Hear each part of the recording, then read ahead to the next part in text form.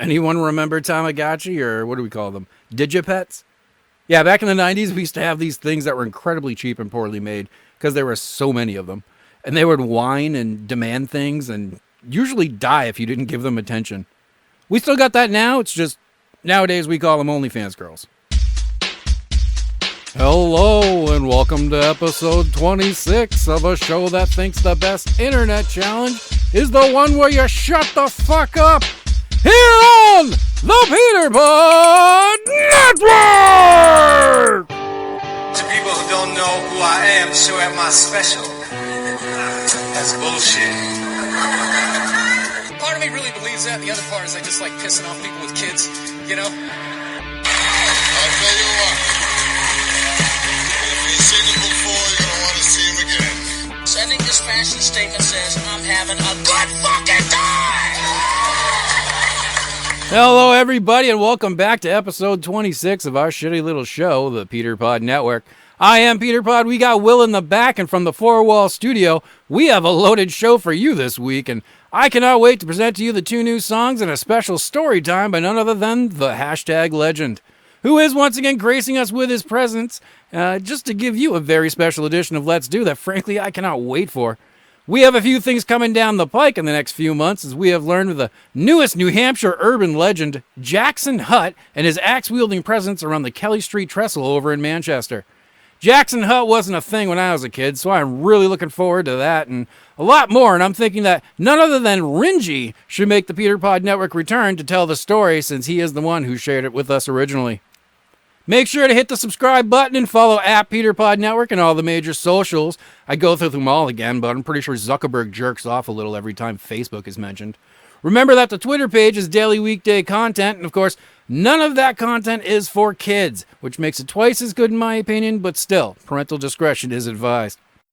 Also, remember to send your emails to thepeterpodnetwork@gmail.com and let us know how we're doing. We used to say it all the time. The PeterPod Network is a show for you, so help us make sure that we're giving you what you want. Special shout out to Blue Wallet Whale at Yahoo for her letter about wanting to see the show happen. While we are still looking into setting up video for the podcast, we also have some alternative ideas that you may have already been seeing during this very episode. But only on YouTube, folks. Those of you on Amazon, Spotify, or Samsung, you don't get the video, so I guess you're shit out of luck. Also, check out the archives and see everything PeterPod Network at PeterPodNetwork.com and find all the episodes to binge like a proper 700-pound shut-in. Just because they're going to have to cut a hole in your house to get your dead body out after no one found you for a few weeks, and of course, the cats have eaten part of your face, doesn't mean you can't hear all the episodes you need to help you contemplate your poor, sad decisions. So, we don't know who we should be thanking. I've got a few suspicions, but we should probably start the show with a huge thank you to whoever gave our email to the Scientology folks who reached out to our email, thepeterpodnetwork@gmail.com, earlier this week. We got them to send us a whole shitload of free material that we're thinking could end up being one hell of a segment here on the PeterPod Network. No joke, we've got a free copy of Dianetics, directions to meetings. Hell, I'm personally thinking a trip down to the Scientology Center in Massachusetts may become an edition of Let's Do that is a definite must-listen-to kind of bit. I'm sure the person who failed miserably at trying to fuck with us probably did not realize what a golden fucking goose you just delivered to us. Seriously, thank you again. How much fun do you think a podcast like this one could have with the people who treat Tom fucking Cruise like a god? And you better believe I'm going to bring that up to them. I'll probably start off by asking how Katie Holmes is doing just to see the reaction. This is a religion who glorifies the actor who was most likely to play one of the seven dwarves. How could that not be cause to force us to deliver absolute havoc with that? And Tom Cruise is only the start of the list. How many Jenna Elfman jokes do you think we can come up with? I mean, besides the ones her life already gave us. What do you think they will do when I constantly point at people walking around the church and I start asking, is that Leah Remini? Or, does your space god do anal probes? Holy shit. I wonder how long I can wander around their compound with a milk carton that has a picture of Shelley Miscavige on it. Do milk companies still do that? Oh well, I'll find a way just so I can say I did it. I can die happy with that one.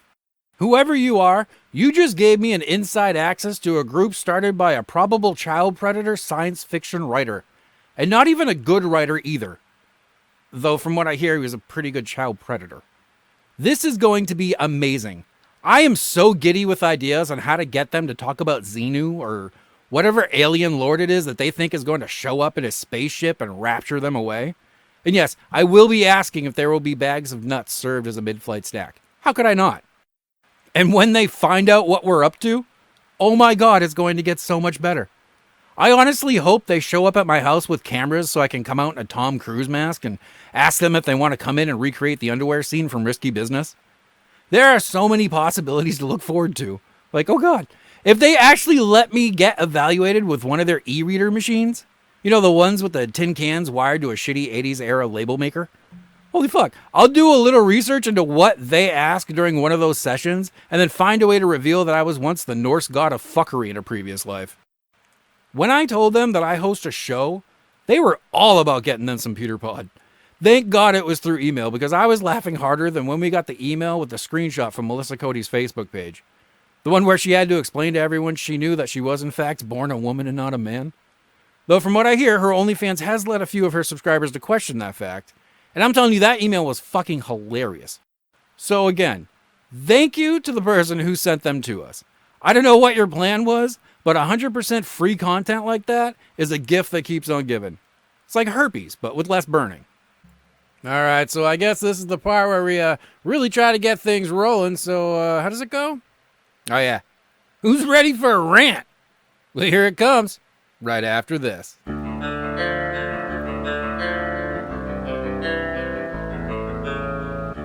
call me an old man, let me see you do that again. Well, I fought in World War II and I will kick your ass, young man. Then last time, you lost your ball in my yard again. Well, I'm gonna hold on to this so you don't turn into little hooligans. And I said no. Here I sit out on my porch again. I'm old and tired and I don't need no friends. Don't you ride your bike on my grass.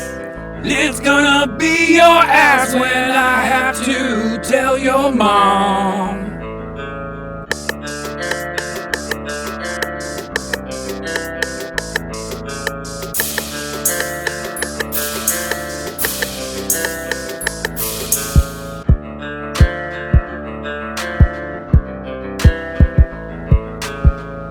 Said I'd like to be what I was again. It's no fun to sit here in a pair of full deep ends when I find a flaming bag of shit. You better believe I'm gonna get myself some revenge. And I said no. Here I sit out on my porch again. I'm old and tired and I don't need no friends. You could end up being my kid. From what I'm hearing around the neighborhood, your mother does get around a bit. Yeah. Here I sit out on my porch again. I'm old and tired and I don't need no friends. Here I sit out on my porch again. I'm old and tired and I don't need no friends. What are the words to this song? I don't know, but I'll carry on, because I've got something to say. And here comes the rant of the week. Hey everybody, welcome back to episode 26 edition of The Rant. And what are we talking about this week? Well, something occurred to me last Monday after I was posting episode 25, and this is how fucking weird I am, because after I posted that episode for your fucking judgmental ears, well, has anybody else noticed that the only time that a nuclear bomb was ever used? Against Japan, of course, because it would end World War II, and it was used twice, may I remind you. Does anyone remember any stories about anyone and I mean anyone, having an issue with it? I mean, really, how fucked up was Japan that there is only one weapon in the history of war, that the like 8 or 9 countries in the world that may own it, they never use it. And they don't use that weapon because it's so horrible and devastating. They don't use it because it's beyond horrible and devastating. And really now, with decades of people who have been protesting the war, protesting the bomb specifically, no more nukes, all that shit that we've heard in videos and in classrooms, even with that, people still talk shit about it. And they're all talking shit about you. What the fuck were the Japanese of the 40s doing that the entire world said, yeah, well, I guess you shouldn't have done that? That has to piss somebody off, right? We live in a day and age where people have the balls to complain if you don't recognize their choice to be a non-binary feline. How the fuck have we not heard of some random restitution-based free hugs group that is demanding payment to the families of the victims, even though they're about 80 years too late for that campfire? And before you get on me, I know that one wasn't racist, because we all know that most of the protesters that are going to end up there are going to end up being straight white men in their early 20s who were only there to impress straight white females who told them they would be there. And maybe like 2 Asian tourists who aren't even Japanese. They just see an easy way to get free drinks by making Godzilla references. Which reminds me of something I should point out, kind of a PSA thing here. Remember, boys and girls, just because you stand for something, like say, people for the ethical treatment of the North African wet cave spider, just because you support a cause, does not make you any smarter than anyone else. And for you kids choosing what to major in college, jewelry making is not a major that makes people take you seriously when you're arguing for the rights of the Candido moth. Both are ridiculous, and much like everyone else, I don't give a fuck about either of them. And that'll tell you a little bit about how my weekend went. Don't just go to school, kids. Please go learn something so there aren't so many people willing to take my order in the drive-thru. All right, let's get to the news.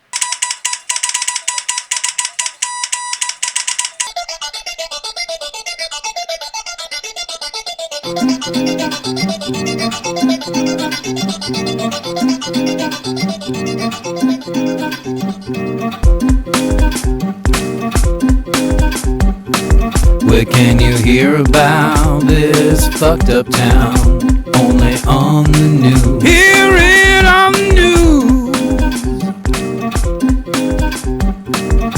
Did some crackhead run out into traffic? Find out on the news. Crack is a hell of a drug. Heard it on the news.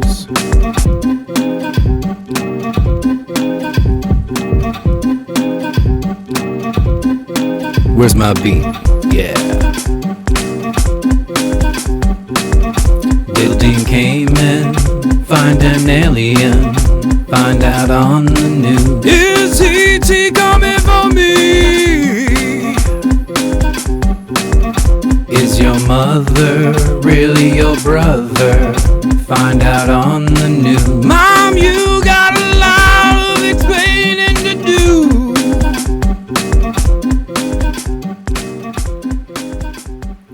Welcome to episode 26, The News.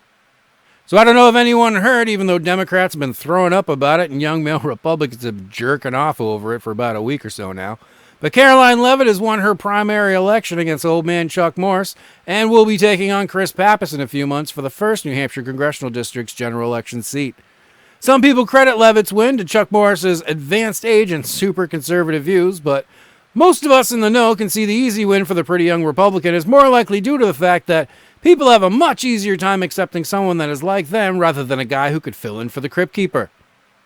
Miss Leavitt will become the youngest ever congresswoman at 25 years old should she win. And like I said, with the younger voter base making their way into recent elections, it's easy to see that the youngins are relating to Caroline Leavitt. Especially after a recent campaign ad running on television and the internet against Leavitt backfired and showed young New Hampshire voters all over the state how relatable she really is. Caroline Leavitt? Yep, that's her. Levitt pretends she's a conservative, but really she's just a woke Gen Zer. Worships Fauci's mask mandates. Records everything. Listen up, hoe bags. Wants to bring her generation's new vision to Congress. You know, mooching off her parents. Just to make a note, Defending Main Street was apparently the name of the pack that ended up making that commercial, and they could not have done a worse fucking job of making something stick, because, as we all know, Caroline Levitt won. Because while most candidates would have had a difficult time coming back from an ad showing them drunk and calling people hoe bags, candidate Levitt picked up that metaphorical hoe bag and slapped the shit out of some bitches on the debate and voting day stage, and is currently poised as the most likely person to piss off CNN should she win. Recent reports from the field are saying that C-SPAN may end up distributing squeegees to young males at home watching her acceptance speech, as the young blonde is sure to cause 15-year-olds all over New Hampshire to obviously watch more news, and of course, make a lot more sticky white deposits on TVs all over the Granite State. Which, of course, the PPN News Network believes will lead to the great teenage dehydration crisis of 2023. Finally fulfilling the prophecy of one Gary Glitter. So stay tuned to the PPN News on the PeterPod Network as we follow candidate Levitt's story, and hopefully we will see more drunken videos from her campaign that are sure to help New Hampshire and maybe America as a whole release a whole lot of tension. Next up, as England and the world mourn the passing of Queen Elizabeth II, they must also welcome in King Charles III, and what is no doubt his first job ever. It took 70-something years, but the one-time prince now doesn't have to worry about much, as he and his king's consort Camilla were officially coronated as the highest members of Britain's monarchy.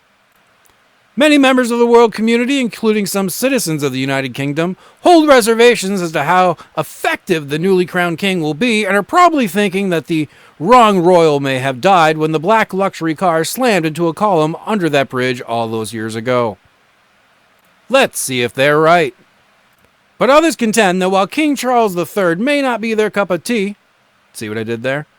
Most are just happy that we aren't being forced to celebrate King Andrew I and the newly renamed royal aircraft Epstein 1. While Charles may look like the slow kid working the counter of your local McDonald's, at least he isn't Andrew fucking kids two at a time in his own personal Kensington Palace super secret fun time room. Many do not know the purpose of the monarchy outside of England herself, but King Charles III will now be the final word in all military operations from the country that gave us disabled child predator Jimmy Savile, and be responsible for all English soldiers across the world. Proving once again that England's military is largely comparable to a child's toy collection of G.I. Joes spread across the living room floor. The part of this story that the PeterPod Network is actually finding most troubling is how much the United States of America appears to care about everything related with the English royal family, since we literally have one day a year where we all get drunk, set off large explosions in the sky, and celebrate the fact that we kicked their ass. Okay, what's next? New Hampshire has a few events to mention this month as Glendy kicks off its 43rd year celebrating Greek tradition in the Granite State. Come fill up on gyros or euros, and of course baklava and later on the runs, as Greek Orthodox leaves its yearly impression on all of our colons. The comic book convention GraniteCon has made its way through Manchester once again, featuring artists, vendors, and scantily clad cosplayers of all ages, who have come to the Queen City to sell their wares and show off their tits. "That was my favorite part," one 13-year-old was quoted as saying. "How the fuck did you escape the basement?" I was later quoted as replying. And merriment was had by all. This has been the news.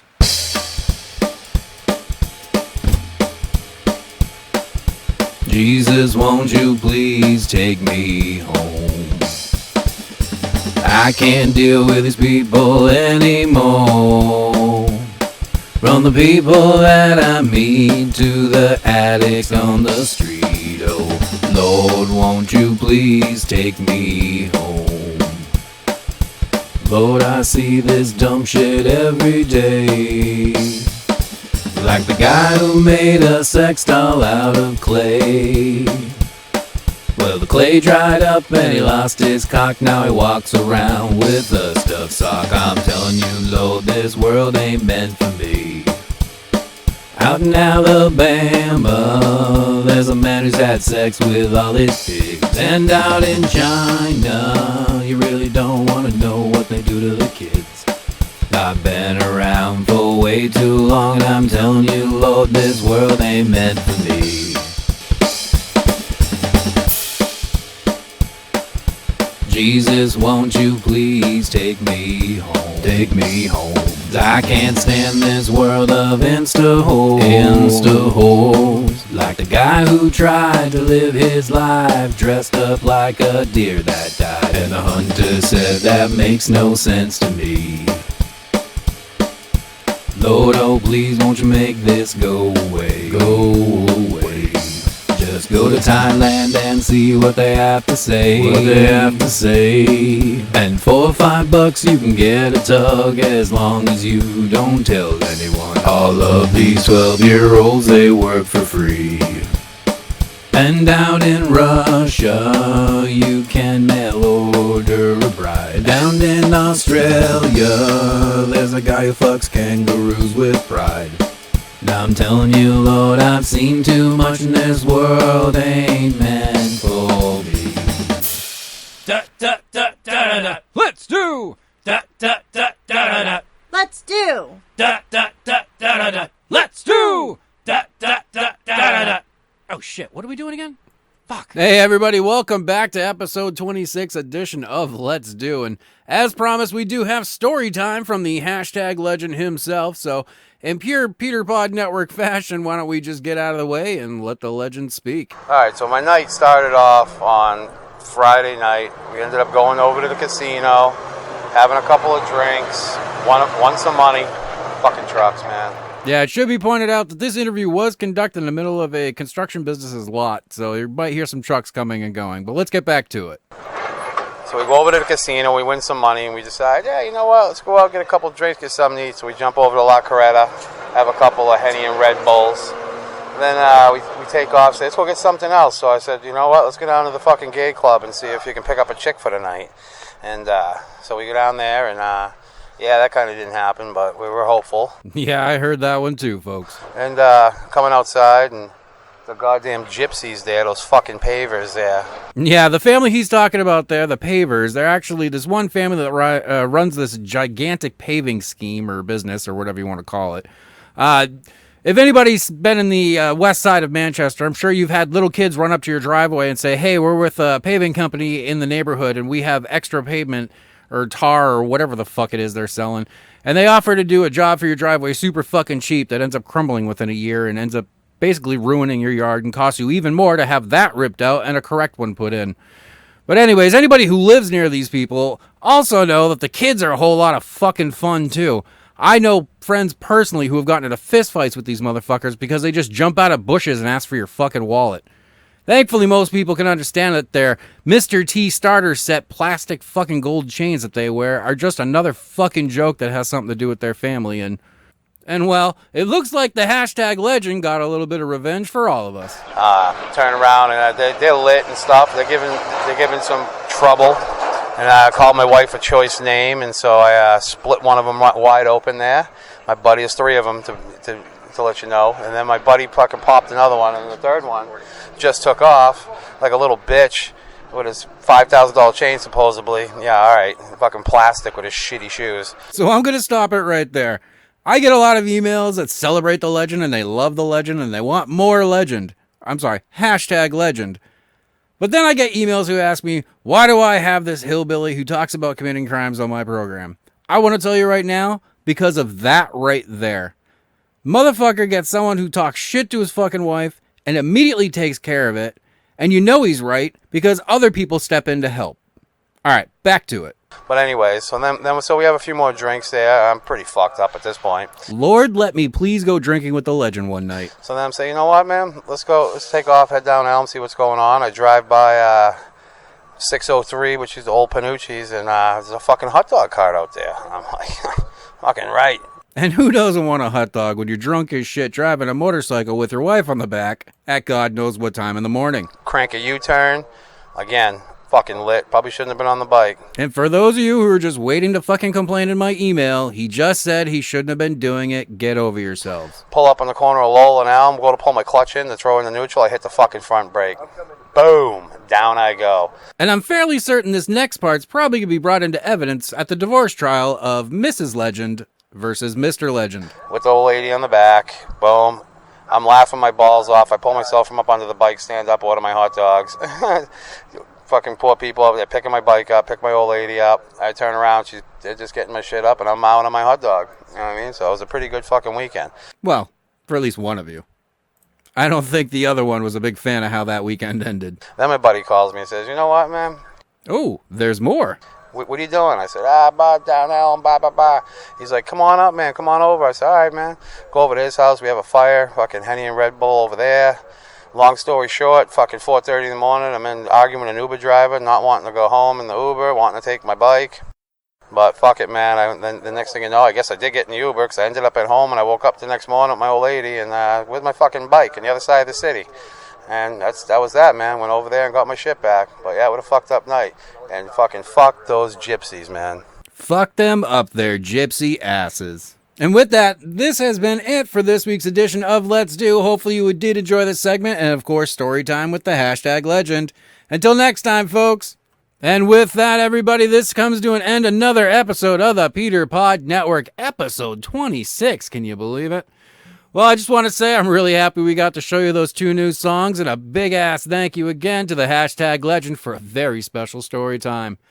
Make sure to hit that subscribe button and follow us on all the major socials. Of course, if you got a message for us, want to let us know how we're doing, if there's something you didn't like, go ahead and write into thepeterpodnetwork@gmail.com. And as always, make sure to check out the archives with the episodes, the songs, and all the bits that didn't make the air at PeterPodNetwork.com. So, for PeterPod, for Will in the back, I just want to say thank you once again to everybody out there. Have a great week. Catch you next time.